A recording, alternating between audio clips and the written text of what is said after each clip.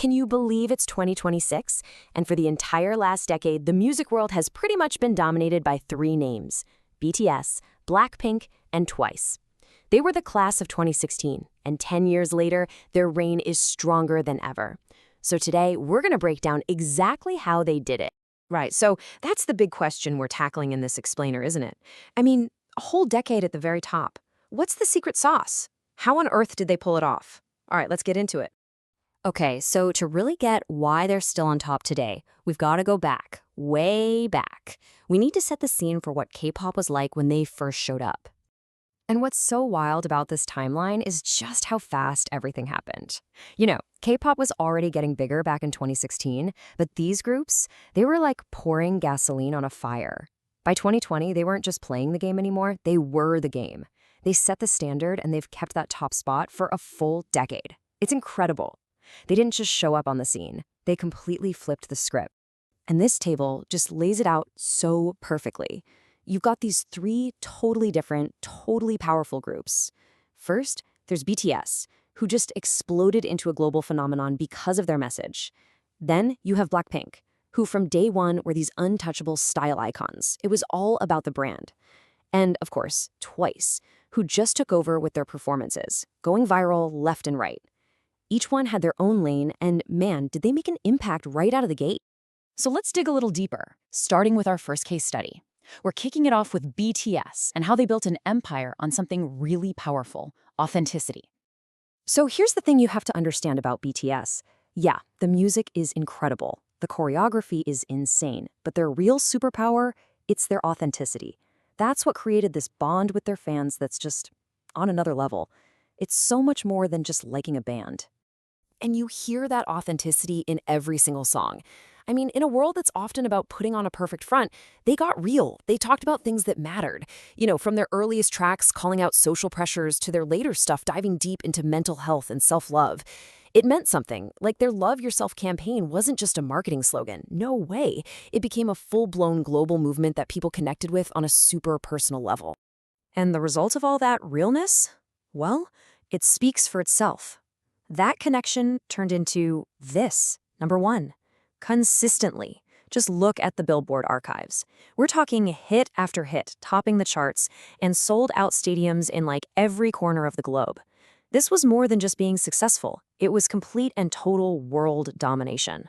All right, next up, let's talk about another absolute titan from the class of 2016, Blackpink. And their game was totally different.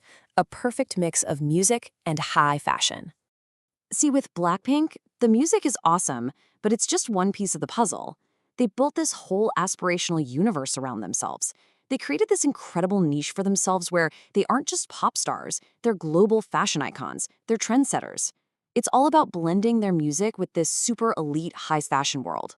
And make no mistake, this isn't an accident. This is their whole strategy. You can see it in how Forbes has covered them for years, always talking about their insane brand power. Remember when each of the four members became the face of a different major luxury brand? Chanel, Dior, Celine, Saint Laurent? That wasn't just a cool photo op, that was a straight-up market takeover. Honestly, for Blackpink, a huge endorsement deal like that can be just as big of a deal as a new single. And the scale of their visual brand, it's just staggering. The one number you need to know, billions. Yeah, with a B. Billions of views on their music videos. And it's all driven by these jaw-dropping visuals and high-fashion looks that are every bit as important as the song itself. They don't drop songs, they drop cultural events. Pure. Okay, let's round out this legendary class with our final group, Twice. These guys are an absolute powerhouse, and their legacy is all about an insane work ethic, being able to change things up, and, well, an almost magical ability to just crank out hit after hit. So what's the secret to their success? Well, it's kind of two things. First, they are just unbelievably consistent.